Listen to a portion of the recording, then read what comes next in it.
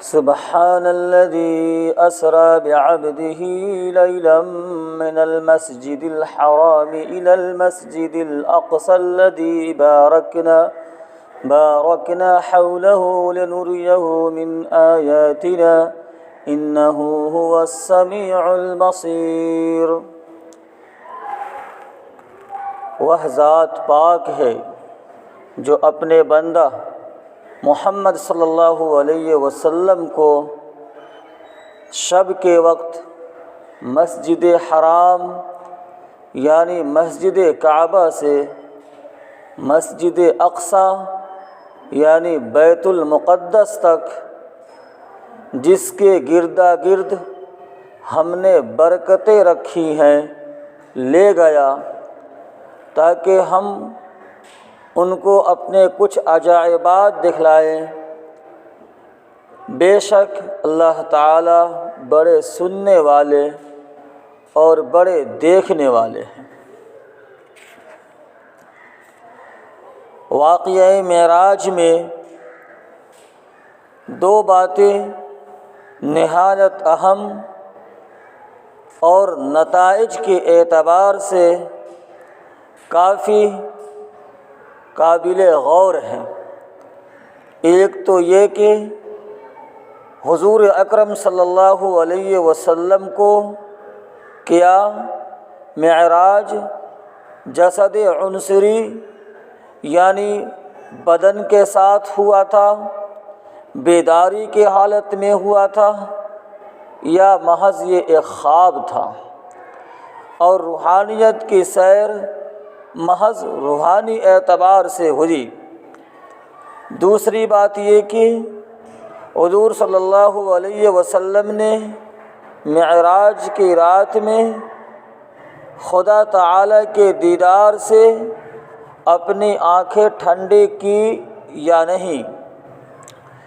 ان دونوں باتوں کو سمجھنے سے پہلے چند بات قابل غور ہے۔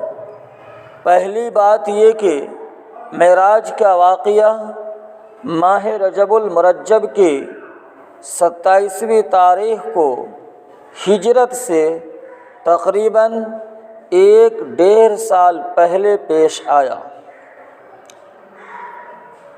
مشہور محدثین کا یہی کہنا ہے۔ دوسری بات یہ کہ اسرا کے معنی رات میں چلنے اور سفر کرنے کے ہیں، اور چونکہ یہ واقعہ شب کے وقت پیش آیا تھا اس لیے اس کو اسرا کہتے ہیں۔ اور معراج عروج سے بنا ہے جس کے معنی بلند ہونے اور چڑھنے کے آتے ہیں، کیونکہ اس رات میں حضور صلی اللہ علیہ وسلم نے ملأ اعلیٰ کے منازل طے فرما کر 7 آسمان، سدرۃ المنتہا اور اللہ تعالی کی قدرت کا مشاہدہ کیا تھا۔ اس لیے اس تمام واقعہ کی تفصیل معراج کے نام سے مشہور ہے۔ تیسری بات یہ کہ واقعہ معراج تقریباً 45 صحابہ کرام رضی اللہ عنہم اجمعین سے مروی ہے۔ اس لیے واقعہ معراج کا انکار کرنا قطعاً غلط اور کفر کے قریب ہے۔ چوتھی گفتگو واقعہ معراج میں یہ ہے اور نہایت ہی اہم ہے، وہ یہ کہ حضرت معاویہ، حضرت عائشہ رضی اللہ تعالی عنہا سے بعض ایسی روایات اور ان کے طرف ایسے اقوال منسوب ہیں جن سے معلوم ہوتا ہے کہ ان کے خیال میں معراج کا واقعہ محض ایک خواب تھا۔ جسد عنصری کے ساتھ بیداری کی حالت میں آپ صلی اللہ علیہ وسلم تشریف نہیں لے گئے تھے، جیسے کہ بعض محدثین نے حضرت معاویہ رضی اللہ تعالیٰ عنہ کا قول نقل کیا ہے۔ وہ فرماتے ہیں کہ معراج اللہ کی جانب سے ایک سچا خواب تھا، لیکن اگر احادیث کے ذخیرہ پر غور کیا جائے تو معلوم ہوگا کہ ایک طرف تو بخاری و مسلم اور دوسری کتب احادیث کی وہ کتابیں جو سند کے اعتبار سے اور متن کے لحاظ سے کافی نہایت اعلیٰ اور مضبوط ہے، جن سے معلوم ہوتا ہے کہ معراج کا واقعہ خواب نہیں بلکہ ایک حقیقت تھا جو جسد عنصری کے ساتھ پیش آیا تھا۔